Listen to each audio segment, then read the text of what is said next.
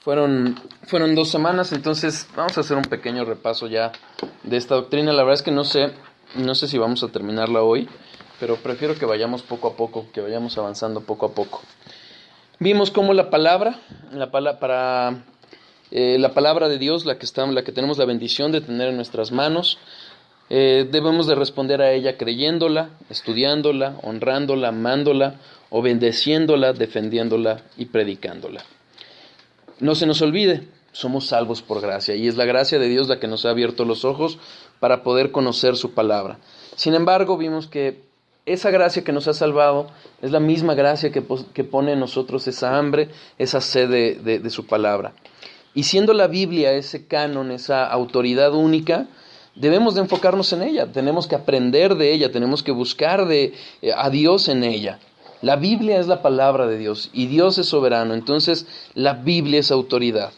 Recordamos los beneficios que tiene en 2 Timoteo 3:16, cómo nos hace sabios para salvación, es útil para enseñar, para redarguir, para corregir, para instruir en justicia. Vimos algún ejemplo de cómo se aplica esto en nuestras vidas. También vimos que para poder estudiar la palabra hay ciertos requisitos. ¿Qué requisitos son? Ser creyente, un hijo de Dios, solo un hijo de Dios puede estudiar la palabra porque es conocimiento espiritual y no puede ser a través de la carne. El hombre natural lo tiene vedado. Necesitamos ser diligentes, necesitamos el deseo por estudiar la palabra, la santidad, que es un proceso, bien lo sabemos, pero de nada sirve estudiar la palabra si es nada más para conocerla y no para ponerla por obra, para que nos lleve justamente a esa santidad práctica, a ese proceso de santificación en el que Dios nos ha puesto. A través de la palabra es que somos controlados por el Espíritu Santo y tenemos que estar en una atmósfera de oración. Si no oramos, si no nos entregamos al Espíritu Santo en oración, el estudio de la palabra no va a ser fructífero. Va a quedarse simple y sencillamente a nivel intelectual y no va a bajar a nuestro corazón. Y por eso podemos llegar a tener problemas para eventualmente conocer y entender la palabra. También vimos que antes que otra cosa debemos de tener conocimiento, entendimiento de que necesitamos la palabra, porque sin ella llega el pecado, viene el caos, vemos las consecuencias del pecado y eventualmente, si no nos abocamos a ella en oración y en estudio, finalmente va a venir un rechazo de nuestra propia parte hacia la palabra. Eventualmente nos vamos a rehusar. Vimos cómo Romanos 12:2 nos llama a ser verdaderamente transformados a través de la palabra, y a partir de varios pasajes vimos cómo somos renovados, nuestra mente debe de ser renovada, abundar en el conocimiento de la palabra, debemos de pensar en estas cosas, aumentando el conocimiento de Dios, crecer en gracia y en el conocimiento de nuestro Señor Jesucristo. Finalmente el conocimiento de la palabra es algo continuo, esta sabiduría que proviene de Dios y que vamos a encontrar a través de la palabra. Las citas las vimos en su momento, ahorita obviamente no nos da tiempo para entrar en ellas, pero también sabemos que en la cultura judía no hay nada más conocimiento de la palabra, sino que también necesitamos aprender de ella. Ponerla por obra. Si no llega a ser algo práctico, no es verdadero conocimiento de la palabra. No está bajando a nuestro corazón. ¿De acuerdo? Es un llamado, la verdadera sabiduría está en la obediencia. Conocemos y obedecemos, lo ponemos por práctica. Como tercer punto, vimos que nos debemos de enfocar en la palabra. Es decir, abocarnos a ella, concentrarnos en ella. Si bien podemos tener otros libros que nos pueden ser útiles para ello, no es suficiente. Más bien, no pueden sustituir la palabra. La Biblia siempre tiene que estar en nuestras manos, en nuestra mente, en nuestro corazón. Leerla, estudiarla, conocerla. Es necesario hacer eso. Finalmente vimos los efectos concretos que tiene el estudio de la palabra, y es el crecimiento espiritual. A través de ella vencemos el pecado. La palabra nos prepara para el servicio, nos lleva a ser bendecidos, a gozarnos en el Señor. nos lleva a ayudar a otros, nos lleva a adorar verdaderamente a Dios a través de la palabra, y finalmente vimos que nos ayuda a evangelizar, porque si no estaríamos predicando doctrinas de hombres y no a Dios. ¿De acuerdo? Eso lo vimos con el debido detalle, y empezamos ya a ver lo que son los retos para la lectura.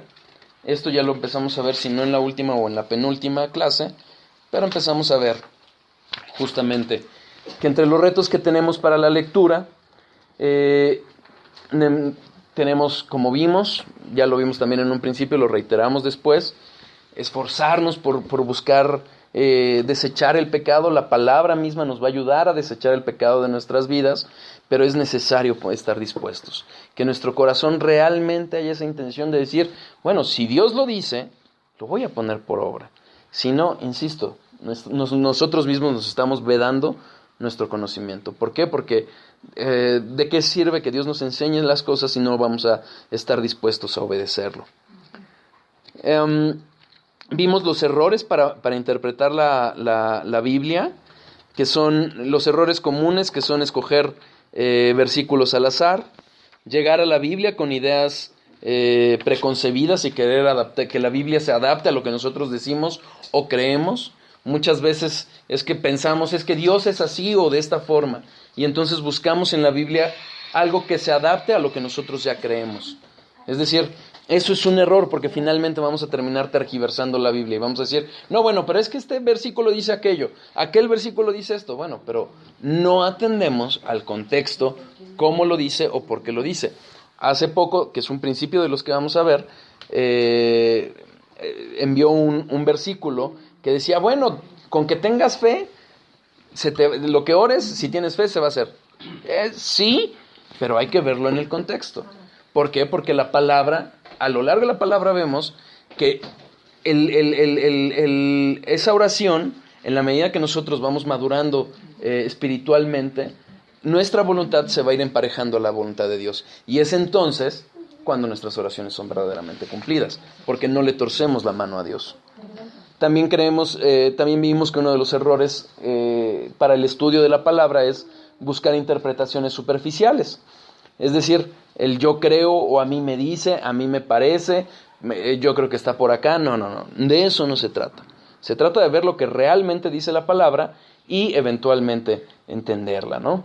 También vimos otro de los errores, que fue el que llegamos a espiritualizar la Biblia, ¿no? Y queremos sacarla de contexto, a usar alegorías o decir cosas que realmente no está diciendo la palabra de Dios, ¿sí? Vimos las brechas que hay entre el texto bíblico y nosotros, que son finalmente entender que la Biblia se terminó de escribir hace 1900 años aproximadamente, y se empezó a escribir 1600 años atrás, en una geografía, culturas diferentes. Hay brechas de tiempo, hay brechas culturales que finalmente nos apartan. En concreto vimos la brecha lingüística, la brecha cultural, la brecha geográfica y la brecha histórica. Y entonces empezamos con recomendaciones prácticas para entender la Biblia, para estudiarla. Vimos que es necesario generar hábitos, y para generar hábitos necesitamos empezar a estudiarla. Sin ella no vamos a generar ese hábito. MacArthur vimos que efectivamente recomienda una traducción recomendable, una traducción que finalmente te agrade, porque lo que va a provocar, nos va a ayudar a irla manejando, a irla digiriendo más sencillamente, ¿no? Obviamente no busquemos cualquier traducción, tenemos que entender que sea una buena traducción bíblica, porque, por ejemplo, la Biblia que usan los testigos de Jehová, pues está alterada, ¿no? Hay que buscar en su momento, en la primera doctrina vimos características de la Biblia y cómo hablamos de las traducciones, ¿no? Para ya no entrar en ello. Creo que llegamos hasta los planes, ¿verdad? Vimos la lectura, cómo debe de ser la lectura, cómo debemos de generar ese tiempo para buscar a Dios, sin distracciones, o sea, realmente enfocarnos y decir, yo voy a estudiar la Biblia en este momento, ¿no? Y orar para hacerlo y buscar que no sean distractores en el mejor tiempo que podamos darle a Dios. Vimos el plan que propone MacArthur, Vimos otros planes, el que propone Geoffrey Thomas. Y vimos también, sí, es cierto, vimos cómo debemos de empezar por examinar, hacerle preguntas al texto, releer el texto, tratar de recordar lo que leímos, revisarlo, volverlo a leer y tener en cuenta que todo esto son recomendaciones, ¿no? O sea, no podemos hacer las reglas, pero aquí lo importante es que tengamos conciencia de la necesidad de saturarnos de la palabra de Dios. O sea, de nada sirve pretender alimentarnos 1 o 2 veces a la semana si no estamos orando, si no estamos estudiando la palabra diariamente. Finalmente, no va a haber esa transformación, no va a haber esa saturación que debe de haber en nuestras mentes y en nuestros corazones para verdaderamente ser controlados por el Espíritu Santo. Vimos algunas recomendaciones para las formas de estudio, que fue por temas, bibliográficamente. También vimos que es recomendable algunos libros, concordancias, comentarios, diccionarios y libros temáticos. Sin embargo, sabemos que no sustituyen la Biblia. Concluimos, si no me equivoco, hablando justamente de que debemos de meditar en la palabra. Si no me equivoco, hablamos también de que es conveniente enseñar a otros, ¿verdad? Sí lo vimos también eso. Entonces, es recomendable someternos a una buena enseñanza. Hoy, gracias a Dios, tenemos muchos elementos, muchos recursos en Internet. Podemos, por ejemplo, estudiar libros completos.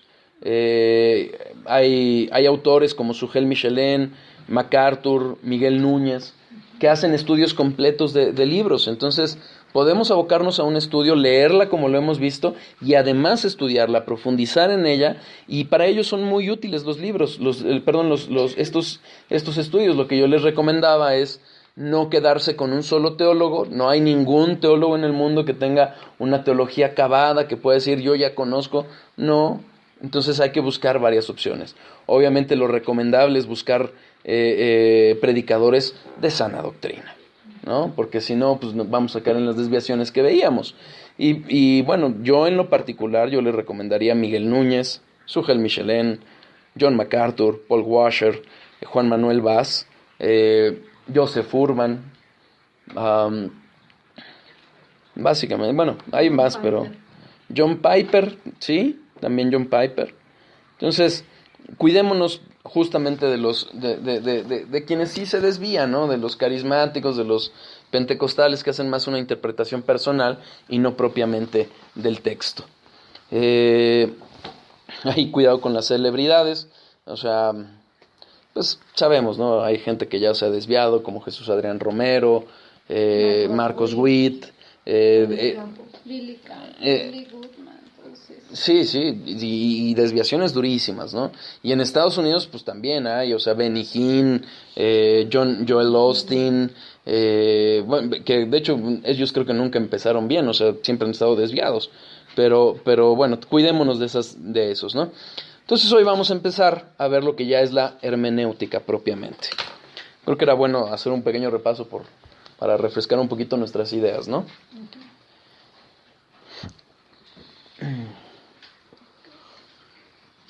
Como la hermenéutica, ahorita vamos a ver qué es la hermenéutica. Ajá, ¿qué te iba a decir? Sí, no, ahorita vemos qué es la hermenéutica. Básicamente es la interpretación, es la ciencia que nos capacita para interpretar textos. Vimos en el estudio anterior cómo una cosa es la lectura de la palabra y otra cosa es el estudio propiamente de la palabra. Hay autores que lo manejan junto, es decir, estudiar todos los pasajes. ¿Es recomendable? Sí, nada más que nos va a llevar tiempo. Yo lo que les recomendaría es, con esos planes que vimos, tener un plan de lectura que no es leer nada más superficialmente, sino realmente leer atentamente, como lo haríamos con un libro, no por cumplir, sino porque estamos leyendo la palabra de Dios, pero también irnos abocando a un estudio centrado poco a poco en los textos que vamos estudiando, ¿no? Vimos que era recomendable tomar notas quizás en la toma